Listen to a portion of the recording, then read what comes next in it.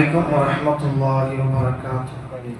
الحمد لله رب العالمين، الصلاة والسلام على أشرف المرسلين وعلى آله وصحبه أجمعين. بسم الله الرحمن الرحيم. يا حسرة على العباد ما يأتيهم من رسول إلا كانوا به يستهزئون.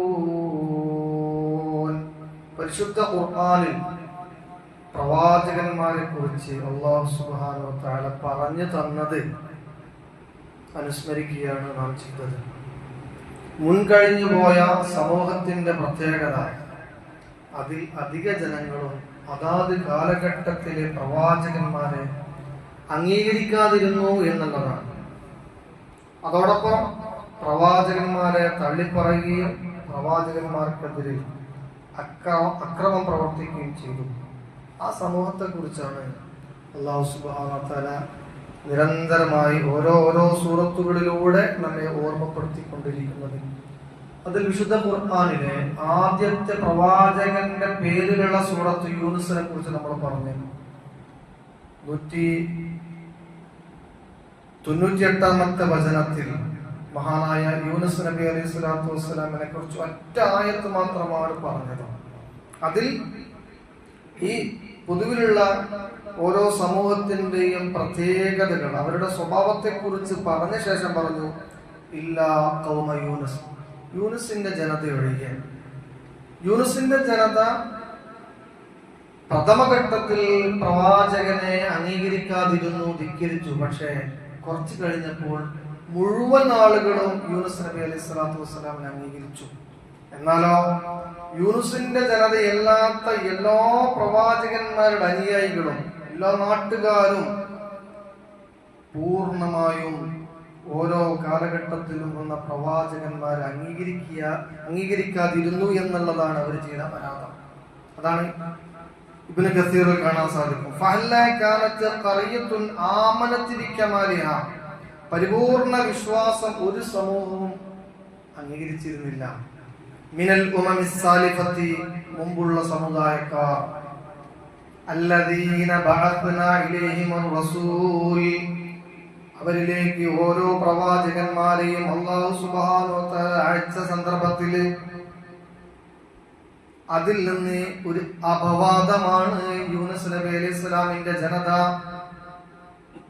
അതുകൊണ്ട് തന്നെ ആ യൂനുസ് അലൈഹി സ്വലാത്തു വസ്സലാമിന്റെ ജനതയ്ക്ക് അല്ലാഹു സുബ്ഹാനഹു വ തആല സുഖമായ ജീവിതം കൊടുത്തു. അവരിൽ നിന്ന് അല്ലാഹു സുബ്ഹാനഹു വ തആല അദാബിനെ ഉയർത്തി കളഞ്ഞു. ഇതേക്കുറിച്ചാണ് വിവിധങ്ങളായ സന്ദർഭങ്ങളിൽ വിവിധങ്ങളായ സൂറത്തുകളിൽ അല്ലാഹു സുബ്ഹാനഹു വ തആല താക്കീത് ചെയ്യുന്നത്. നമ്മൾ സാധാരണ ഓതുന്ന സൂറത്ത് യാസീനിൽ ആ ഒരു സമൂഹത്തെ കുറിച്ചുള്ള ഒരു പരാമർശം കാണാം. യാ ഹസ്റതൻ അലൽ ഇബാദ് മാ യഅതീഹിം മിർ റസൂലിൻ ഇല്ലാ കാനൂ ബിഹി യസ്തഹ്സിഊൻ. ഒരു അടിമക്ക് നാശം, ഒരു അടിമകൾക്ക് നാശം. മാ യഅതീഹിം മിർ റസൂൽ, അവരിലേക്ക് ഓരോ പ്രവാചകന്മാരും വരുമ്പോഴും ദൂതന്മാർ വരുമ്പോൾ ഇല്ലാ കാനൂ ബിഹി യസ്തഹ്സിഊൻ, ആ ദൂതന്മാരെ, ആ പ്രവാചകന്മാരെ അവർ പരിഹസിക്കുകയാണ് ചെയ്തത്. സൂറത്തു യാസീനിലെ 30-ാമത്തെ വചനം. ഇനി സൂറത്തു ദാരിയാത്തിലെ 52-ാമത്തെ വചനം. കദാലിക മാ അതല്ലദീന മിൻ ഖബ്ലിഹിം മിൻ റസൂലിൻ ഇല്ലാ ഖാലൂ സാഹിറുൻ ഔ മജ്നൂൻ. ആ ജനതയിലേക്ക് ഏത് പ്രവാചകന്മാർ വന്നോ അതുപോലെ തന്നെയാണ്. ഇല്ലാ ഖാലൂ സാഹിറുൻ ഔ മജ്നൂൻ, അവർ പറയും നീ ഭ്രാന്തനാണ്, നീ മരണക്കാരനാണ് എന്ന് പ്രവാചകന്മാരുടെ ആ ജനത പറയുമായിരുന്നു. മറ്റൊരു വചനം സൂറത്തു സുഹ്റുഫിലെ വകദാലിക മാ അർസൽനാ മിൻ ഖബ്ലിക മിൻ ഖറിയത്തിൻ മിൻ നദീരിൻ, അതുപോലെ തന്നെ നിനക്ക് മുമ്പ് ഏതൊരു രാജ്യത്ത് നാം താക്കീതുകാരനെ അയച്ചപ്പോഴും ഇല്ലാ ഖാല, അവർ പറഞ്ഞിരുന്നത് മുസ്റഫുഹാ, അഥവാ സുഖലോലുപത്തിൽ ജീവിക്കുന്ന, വളരെ സുഖമായ സമൃദ്ധിയിൽ ജീവിക്കുന്ന ആ ജനത പറഞ്ഞിരുന്നത് ഇന്നാ വജദ്നാ അബാന അലാ ഉമ്മത്തിൻ ഞങ്ങൾക്ക് പൂർവീകമായി കൈവന്നു പോയ കുറെ സ്വഭാവങ്ങളുണ്ട്. അതിൽ തന്നെ ഞങ്ങൾ മൂടവക്കും, അതിൽ തന്നെ ഞങ്ങൾ അടിയുറച്ചു നിൽക്കും.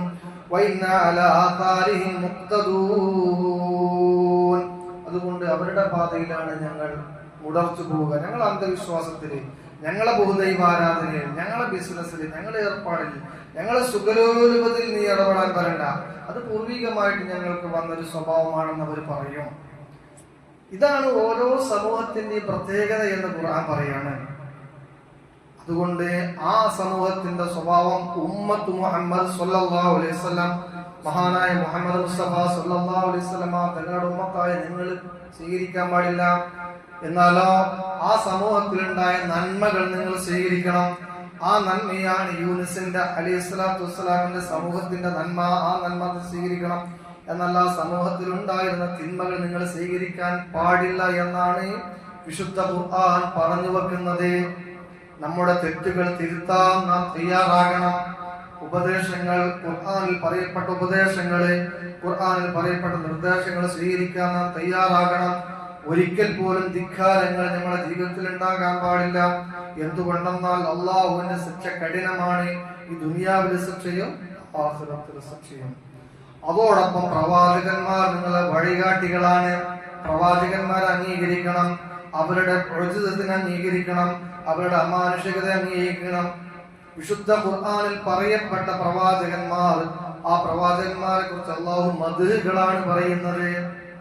അപ്പൊ പൂർവികരായ സഹാബാക്കളുടെ, തബഅത്താബികളുടെ, ഔലിയാക്കളുടെ ഒക്കെ മഹാത്മ്യങ്ങൾ നിങ്ങൾ പറയണം. അത് നിങ്ങളുടെ ജീവിതത്തിൽ ഒരു പാഠമാണ്.